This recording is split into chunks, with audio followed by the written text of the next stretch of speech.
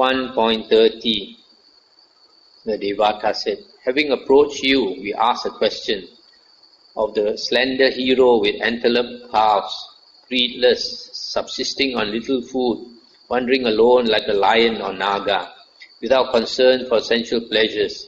How is one released from suffering? And the Buddha replied, 5 chords of sensual pleasure in the world, with mind declared to be the 6th. Having expunged desire here, one is thus released from suffering. It's the end of the sutta. So here the Devata, he described the Buddha as a hero with antelope calves. Antelope calves means the leg and the calf is very thin. You see the deer, they have very thin calves. Subsisting on little food, wandering alone like a lion or naga. Naga here refers to a big elephant or a big serpent. So he's asking the Buddha, he considers the Buddha a great hero. How do you say great hero? Ying Xiong in Chinese. Then he asks the Buddha, how is one released from suffering? So the Buddha says, we have to cut off desire by the 5 chords of sensual pleasure in the world. That means sights, sounds, smells, taste and touch.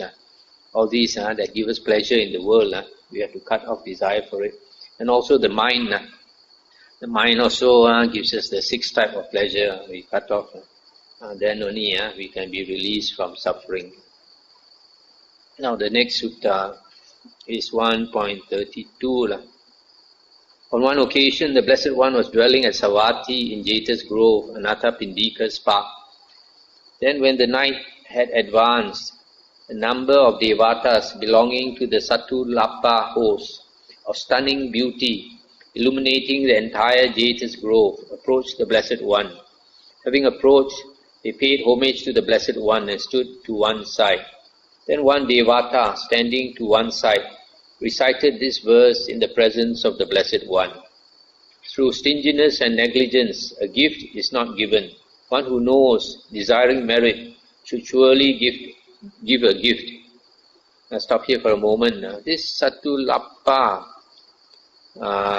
group of Devatas, according to the commentary, this word Satulapa Kayika means belonging to the extolling of the good group. These Devatas, they like to praise the doing of good deeds.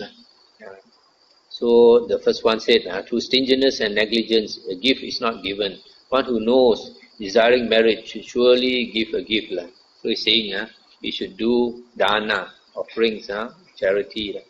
Then another Devata recited these verses in the presence of the Blessed One. That which the miser fears when he does not give is the very danger that comes to the non-giver.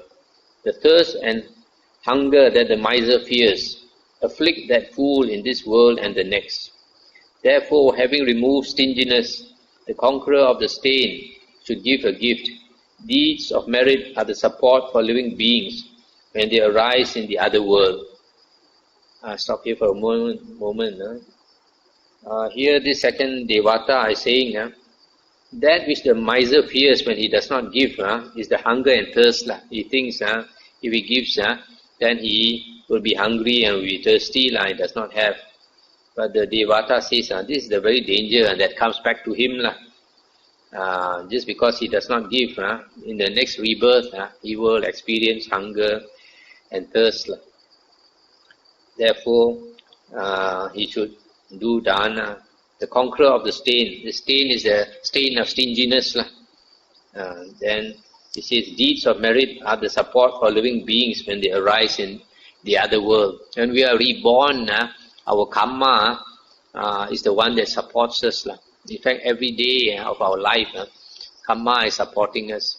If we don't have sufficient karma right now, we will pass away and go down to the woeful pains of rebirth. It's just because our karma is still supporting us, that's why we continue to exist as human beings or as heavenly beings.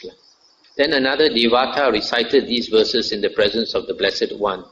They do not die among the dead, who like fellow travelers on the road, provide though they have but a little.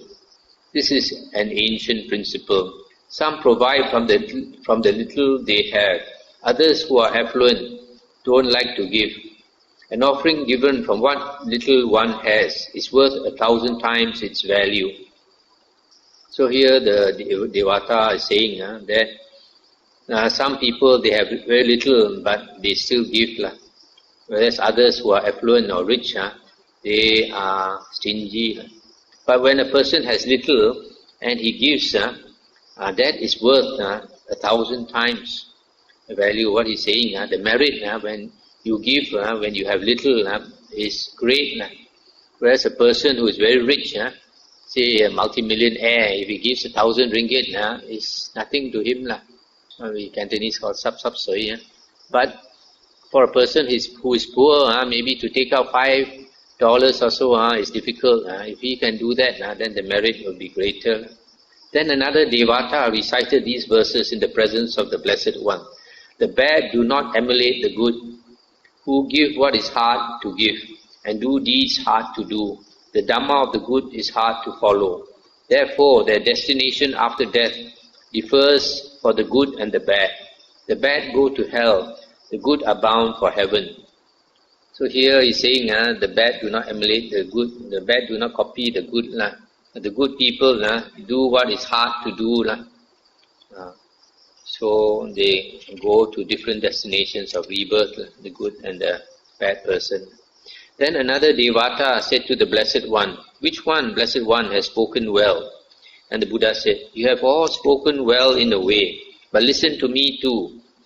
If one practices the Dhamma, though getting on by gleaning, if while one supports one's wife, one gives from the little one has, then 100,000 offerings of those who sacrifice 1,000 are not worth even a fraction of the gift of one like him." So here the Buddha says, if one practices the Dhamma and then every day has to beg for his food, gleaning is to collect food in small quantities. Sometimes like in India, people are poor, so when you go and beg for your food, you get very small amounts. This was meant by gleaning. And if while doing that, you still support your wife, and then you do charity, then your charity is much more meritorious than a person who gives 1,000, for example, $1,000, 100,000 times. This one, what does it mean by one who supports his wife and begs for his food and practices the Dhamma? Refers to the Brahmins. The Brahmins, the Brahmin caste, long time ago, they practice the spiritual path, and even though they have a wife, they practice meditation and they support the wife. So, if a person practices the spiritual path and does dana, even though he has little, then the merit is great. Then another Devata addressed the Blessed One in verse. Why does their sacrifice, vast and grand, not share the value of the righteous one's gift? Why are 100,000 offerings of those who sacrifice 1,000 not worth even a fraction of the gift of one like him? Then the Blessed One answered that Devata in verse. Since they give while settled in unrighteousness, having slain and killed, causing sorrow, their offering, tearful, fraught with violence, shares not the value of the righteous one's gift. That is why 100,000 offerings of those who sacrifice 1,000 are not worth even a fraction of the gift of one like him. So here the Buddha says, if a person is unrighteous, that means he kills and breaks the precepts, and then causes others to suffer, to cry, then even though he does a lot of charity, his merit is very little. Whereas the person who practices the spiritual path is a pure, virtuous person, then his merit, his charity does not harm others, his livelihood, his way of life does not harm others, then whatever good deed he does, it is much more meritorious. In some other suttas, the Buddha says, when somebody makes an offering, does charity, the merit of that offering depends on the person he gives to and also on the giver. So it is not always the merit depending on the recipient. If you give to a virtuous person who receives your gift, for example, you give to a virtuous monk, the merit is very great. But if you yourself, the giver, is virtuous, then it is much more meritorious. So in this case, the two persons who give, one is does a lot of unwholesome deeds, whereas the other one is virtuous, he does wholesome deeds. So the one who does wholesome deeds, his merit, the merit of the giver is much more. Now we come to the next sutta, 1.34. On one occasion, the Blessed One was dwelling at Savatthi in Jeta's Grove, Anatha Pindika's park.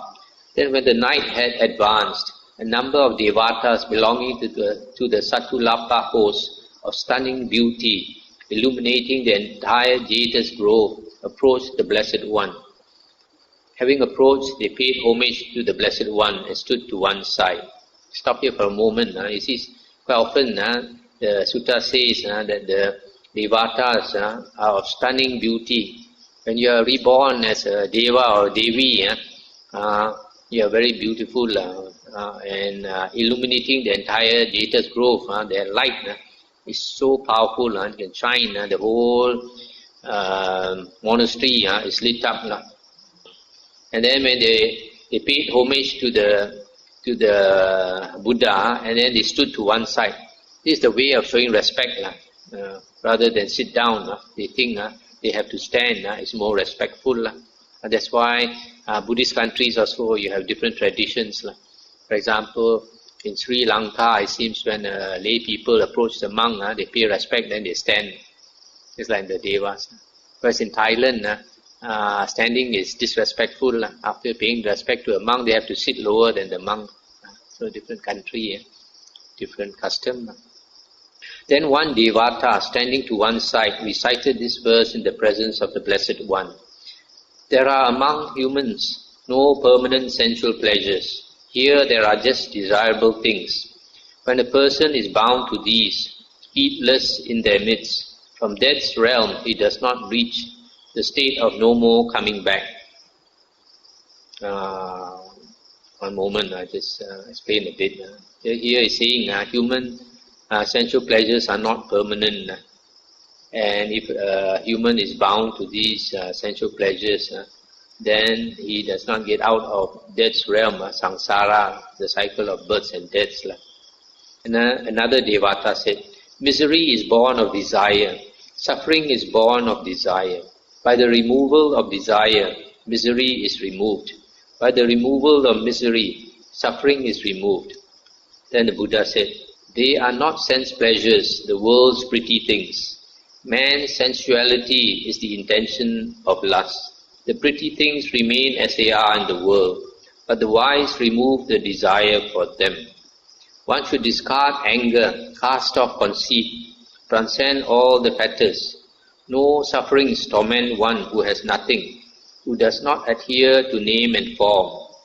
He abandoned reckoning, did not assume conceit. He cut off craving here for name and form. Though devas and humans search for him, here and beyond, in the heavens and all abodes, they do not find the one whose knots are cut, the one untroubled, free of longing. If devas and humans have not seen the one thus, one moment, stop here. So here the Buddha is saying, the world's pretty things are not sense pleasures. Man's sensuality is the intention of lust. The pretty things remain as they are in the world, but the wise remove the desire for them. So here the Buddha is saying that pretty things in the world, desirable things in the world are not sense pleasures. It is our mind. It is our mind because of lust. Then we, when we indulge, we perceive sensual pleasures. So the thing is not that we have to get rid of the attractive things in the world. What we have to get rid of is the desire inside us, the unwholesome desire inside us. So there is a interesting case in the Vinaya books. When a monk, there was one monk at one time, he was very troubled by sensual desires. His lust was so strong, he was very agitated, and he was so agitated, he took the knife and cut off his private part. So when this news came to the Buddha said that, "Oh, foolish fellow, he cut off one thing then when he should cut off another." So he cut off the wrong thing. It is not the things in the world that are the problem. It is our mind that is the problem. That is why when we practice the holy path, we go back into our mind, go back to the source of all the problem is inside us. So somebody asked, if devas and humans have not seen the one thus liberated here and beyond, are they to be praised who venerate him, the best of men, faring for the good of humans? And the Buddha said, those monks too become worthy of praise, who venerate him, the one thus liberated. But having known Dhamma and abandoned doubt, those monks become even surmounters of ties. So here, someone asked, maybe another Devata or a monk, those who venerate the enlightened one, are they to be praised? And then the Buddha said, if those monks, they venerate the enlightened being, then they also are worthy of praise. But if a monk understands the Dhamma, abandons doubt, then they can even surmount ties. Ties here, Sangha, refers to lust, hatred, delusion, conceit and views. So if a person understands the Dhamma and practices, then he can cut off lust, hatred, delusion, conceit and views himself. At 1.35, on one occasion, the Blessed One was dwelling at Savatthi in Jeta's Grove, Anathapindika's park.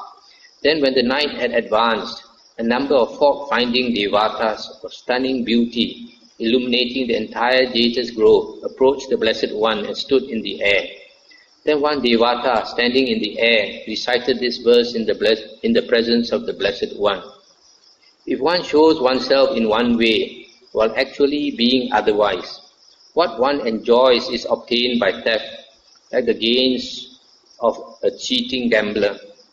Then another Devata said, one should speak as one would act. Don't speak as one wouldn't act. The wise clearly discern the person who does not practice what he preaches. Let's stop here for a moment. Here these Devatas are called fault-finding Devatas because they like to find fault with others. A lot of people are like that. Always look at other people's fault, never look at their own fault. So here they are hinting that the Buddha, because they are talking to the Buddha, they are hinting that the Buddha, he says one thing and behaves in another way. They do not understand, even though they have psychic power, they did not understand that the Buddha was a holy person, an enlightened person. So they say if a person behaves in one way and show off himself in another way, what he enjoys is obtained by theft. What he means, if a monk begs for his food and does not behave properly, then he's like a cheat. He's not worthy of the alms food that he gets. And then the Buddha said, not by mere speech, nor solely by listening, can one advance on this firm path of practice, by which the wise ones, the meditators, are released from the bondage of Mara. Truly, the wise do not pretend, for they have understood the way of the world. By final knowledge, the wise are quenched. They have crossed over attachment to the world.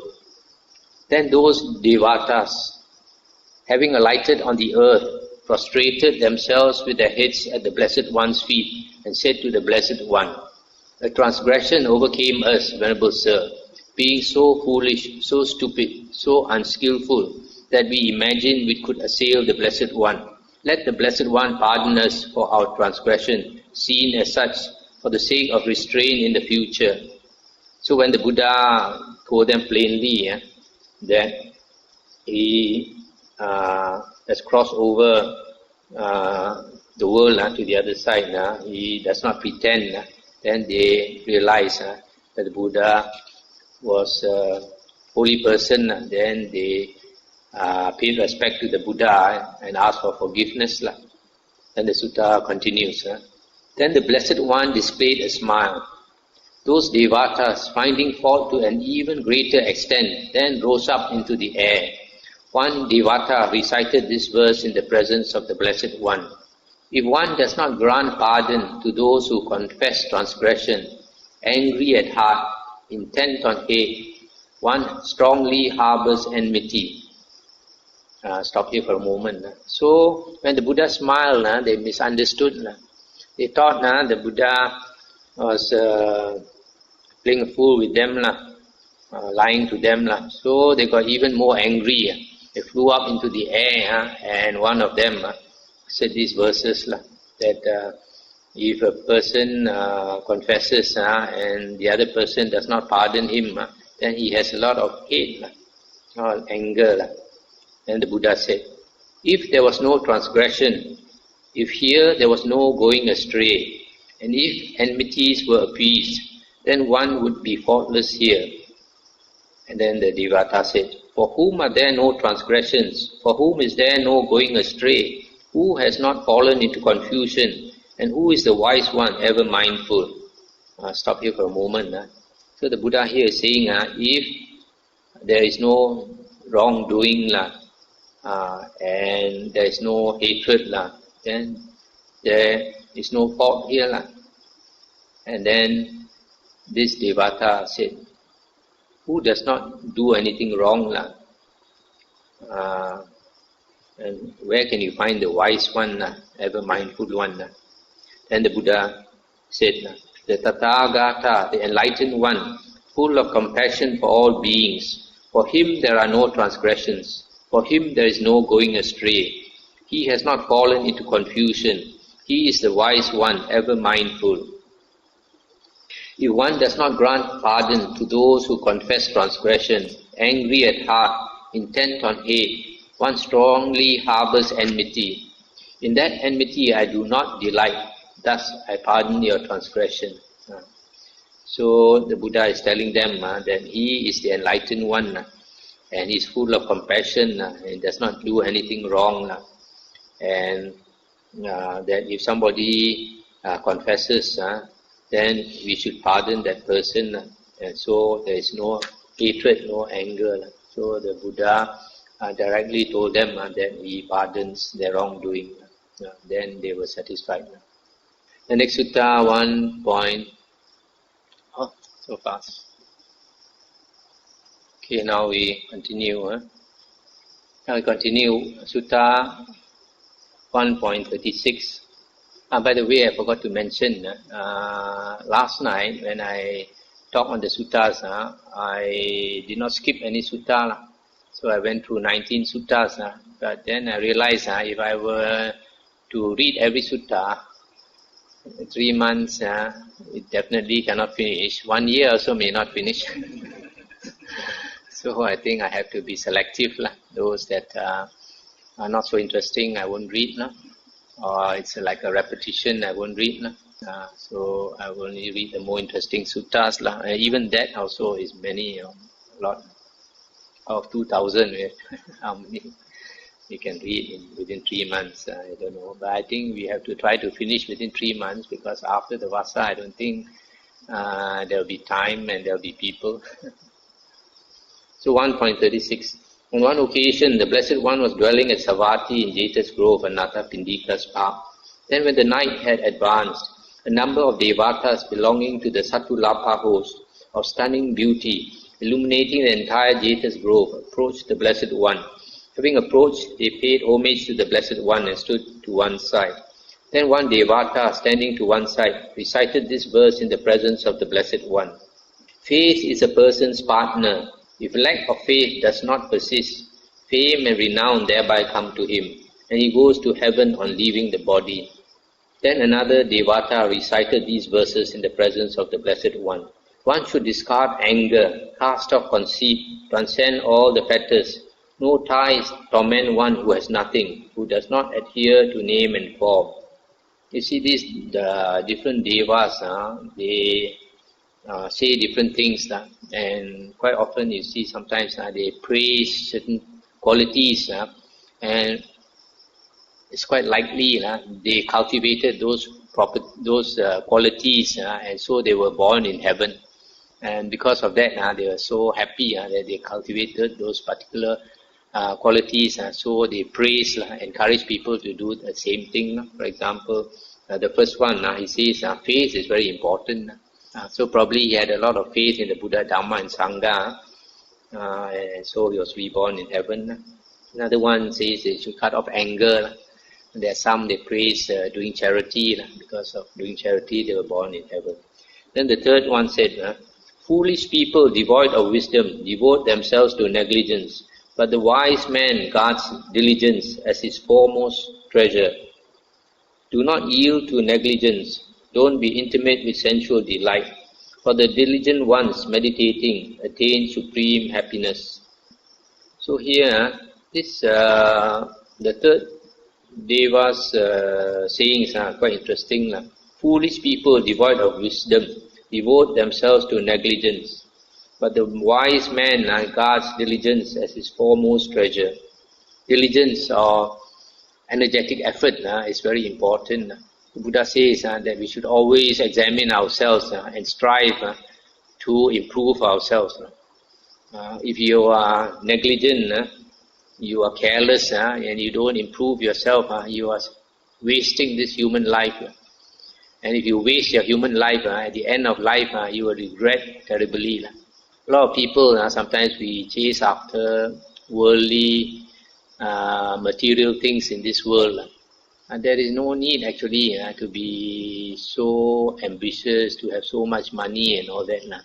The middle path is the best. If you are middle class of society, actually you should be the happiest persons in the world. There's some people, they have too much money, and all kinds of dangers come, kidnappings, robbery, etc. So, if a person is wise, then he is diligent to cultivate the spiritual path. Not necessarily to become a monk. Even a lay person can practice the spiritual path as much as he or she can. And holy men like the Buddha and Jesus, they always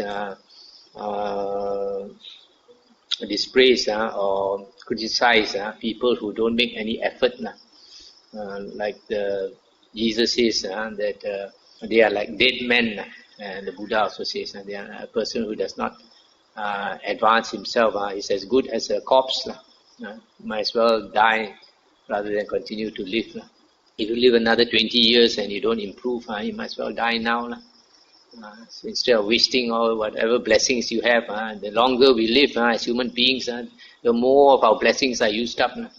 Because human being is one of the two happy destinations of rebirth, whereas the three woeful destinations of rebirth await those who are careless. The Buddha already warned that most people after death will be reborn as ghosts, animals, and in the hell realm. And if they go to those rebirths, it's because they deserve it. They never make any effort. What is hard to do, if it's worthwhile, then the Buddha says we should grit our teeth. Even if our tears come down our eyes or so, we should grit our teeth and bear and do it. Because it is worthwhile. For example, the Buddha says, even if you have very little of food and there's famine all around, most people will be stingy at that time. If their neighbor need food, they want to keep it for themselves. But the Buddha says, if you know the result of giving, then even in those circumstances of famine, if you know that if you did that good deed, it will benefit you for so many lifetimes, and you won't go hungry, then it's difficult to do, also you do. But because you don't see the result of that good deed, then most people are selfish. So in the same way, a lot of us, because of not making an effort, you see many people, their minds are not peaceful, their minds are not happy, they are always troubled. As a person who does puts effort, then you will always be happy. Just like a student puts a lot of effort to study, and then he gets all straight A's in his results. All the subjects he gets straight A's. Then he is very happy, and he deserves to be happy because he put in the effort. Whereas another student does not make any effort, and then when he fails, and then he has to do the lowest paid work, the hardest, the laborer's job, then when he suffers, it's because he deserves it. In this world, we get exactly what we deserve. What we work for, we get. What we don't work for, we have to suffer for it. I think I stop here for tonight. Any questions? I told you, no? Coming to challenge the Buddha rather than asking for why. Give their view and the Buddha. Yeah. See, yeah. You see, whenever we have power, influence, power and influence, then our ego becomes bigger. So even human beings also the same. When a person is poor, that person acts very humble. One day when the person becomes very rich, then his ego goes up many times. So in the same way, there are some devas, when they were human beings, probably they were virtuous, they love good deeds and all that. But after they become devas or devis, then because they are so powerful, and the ego makes them change. Told you, no?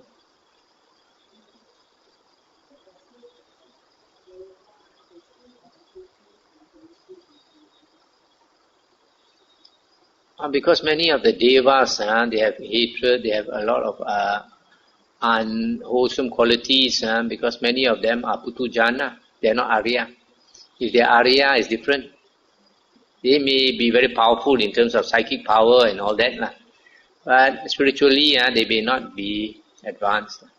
They are not Arya, as long as they are not Arya. If they are Arya, it's different. That's why when a person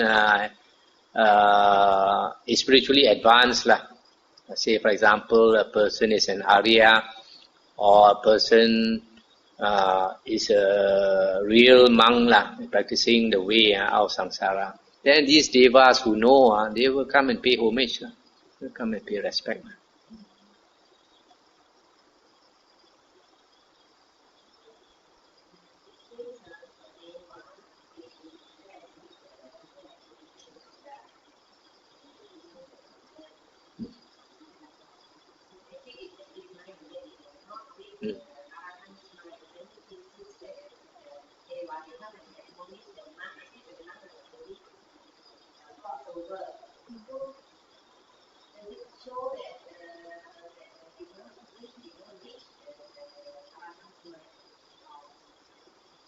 Yeah, I guess they can only read what the monk is thinking, but the actual depth of the mind, I think they cannot read.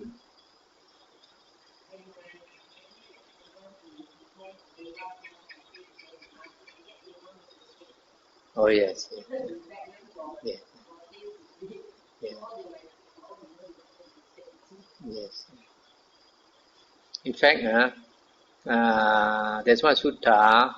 Once, some young men, they were from very rich families, so they were going on their horse carriage, And because being from a very rich family, there will be some, they wear white, their horse is white and they wear white and everything is white. And another one may be brown, he got a brown horse and wear brown clothes and everything is brown. Another one may be black and all that. So they came to see the Buddha. So the Buddha told his disciples, the Buddha said, you look carefully. If any of you has not seen the Devas of the 33, you look at them, they look exactly like the Devas of the 33. So actually we human beings, there are some of us, we have a lot of merit. Some of us come from the heavenly realm, and we are going back to the heavenly realm. So you don't have to look very far. So if you know how to behave yourself, you are already a Deva or a Devi inside. We are not very much different. Humans, those of us who have merit, we have blessings, we are actually in a very happy world. Because not all Devas are happy, there are some who are born low, like the Naga and the Yaka and all that. They have to kill to cari makan, to get their food. Like the mountain spirits, the river spirits, the snake spirits, the bird spirits, Garuda, etc. They have to kill. So we are not so much different from them.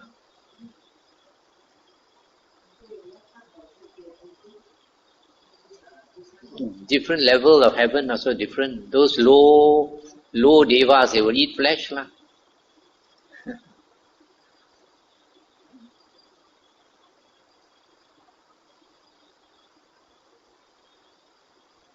That's why sometimes some people, they are careless, they wander into the forest and the jungle alone. After that they are lost. I know of somebody who told me, the relative just moved into the new housing estate, in Perak. And then they started walking up the hills. And the husband and wife and the daughter, about 10-year-old daughter, walking in front. Actually, it's a new housing estate and it's a new area, and the hills, seldom people go. So this couple went with the daughter, and then after some time the daughter disappeared. And they searched and searched, they could not find the daughter. And they made a police report, and many hours later the daughter was found quite a long distance away, over 2 hills, and found dead. And it seems the person who found her heard something dropping on the ground, pop. Then went to see, he saw this small girl like dropped from heaven like that. So it verifies actually what the Buddha said, because sometimes the Buddha meets some fierce devas and they give him a warning. The deva tells the Buddha that he can make him mad, or he can pluck the heart from his body out, or he can catch him by the leg and throw him over the hill. So this is the third case of what happened to that small girl. Got thrown over the hill, over 2 hills, landed the other side dead. So people, their karma is not very good, they have to be extremely careful. If your karma is very good, you go to such places, you'll be protected by other devas. These things rarely happen, that's why a lot of people don't know about them. Sometimes you read these things in the suttas, you may not believe also, until it happens.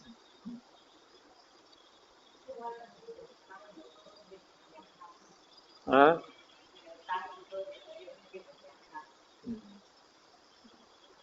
That's why the Buddha tries to give a young man because of now or things like that. That's one of the reasons. Another reason, if you want to progress in your meditation, you got to have very good sila. Your karma must be very good. Sometimes unwholesome karma is not only from doing unwholesome action. Sometimes it is neglect. in doing what you should do. Sometimes many of us, we have certain responsibilities and we don't carry out our responsibilities well enough. We are careless. Think I couldn't be bothered. So this kind of thing, small things, prick our conscience. Prick our conscience. So when they prick our conscience, then we are troubled by it. When you are troubled by these things that give you remorse, then your mind is not happy. So when you meditate, you can never calm down. Just a few days ago when the bus came, one lady came to ask me, she said she promised to do something few years ago, but she did not do it. And up to today, she is very disturbed by the fact that she promised to do something and she did not do. But she wouldn't tell me what it is. So you see, these kind of things, sometimes we fail to do what we should do, then it haunts us even up to our deathbed. When we are dying or so, we are troubled. And if you are troubled by it when you die, then it's no good. It will bring you to a bad rebirth because your mind is disturbed. So always be very careful of our karmas. Always examine ourselves. Examine our 3 karmas. Whether we are thinking properly or not, whether we are speaking properly or not, whether we are acting properly or not. The Buddha said, what you are about to do, you reflect on it, whether it will harm you or harm others. And what you have already done also, you should reflect on it. And what you are going to do, the 3 karmas, past, present and future, always reflect on it. And then improve our karmas.